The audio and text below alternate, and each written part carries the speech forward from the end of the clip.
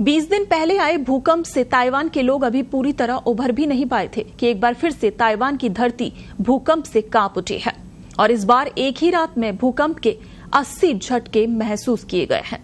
Taiwan के पूर्वी तट पर सोमवार शाम 5 बजे से रात 12 बजे के दौरान 80 से ज्यादा बार भूकंप के झटके महसूस किए गए और इनमें सबसे ज्यादा तीव्रता 6.3 दर्ज की गई। भारतीय समय के मुताबिक भूकंप के 2 जोरदार झटके रात 12 बजे के आसपास कुछ ही मिनटों के अंतराल पर आए और ताइवान में उस समय रात के 2:26 और 2:32 थे। इस भूकंप के बाद 3 अप्रैल के भूकंप से क्षतिग्रस्त हुई इमारतें अब एक तरफ झुक गई हैं। बताया जा रहा है कि भूकंप का केंद्र ग्रामीण पूर्वी काउंटी हुलियन में था। यहां पर ही 3 अप्रैल को 7.2 तीव्रता का भूकंप आया था, जिसमें करीब 14 लोगों की मौत हो गई थी। इस शक्तिशाली भूकंप के बाद से लेकर अब तक ताइवान में भूकंप के सैकड़ों झटके आ चुके हैं।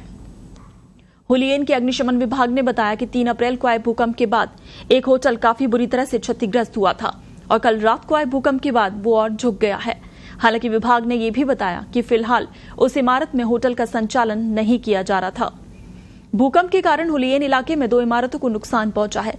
इनमें एक बिल्डिंग ढह गई है तो वहीं दूसरी सड़क की तरफ झुक गई है।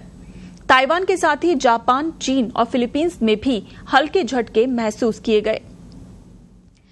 आपको बता दें कि पृथ्वी टेक्टोनिक प्लेटों पर स्थित है। इसके नीचे तरल पदार्थ लावा है और इस पर टेक्टोनिक प्लेट्स तैरती रहती हैं।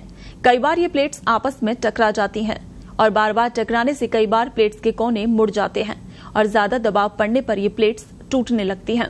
ऐसे में नीचे से निकली ऊर्जा बाहर की ओर निकलने का रास्ता खोजती है। जब इससे डिस्टरबेंस बनता है तो इसके बाद भूकंप आता है। भूकंप को रेक्टर स्केल पर मापा जाता है। रेक्टर स्केल भूकंप की तरंगों की तीव्रता मापने का एक गणितीय पैमाना होता है। इसे रेक्टर मैग्नीट्यूड टेस्ट स्केल कहा जाता है।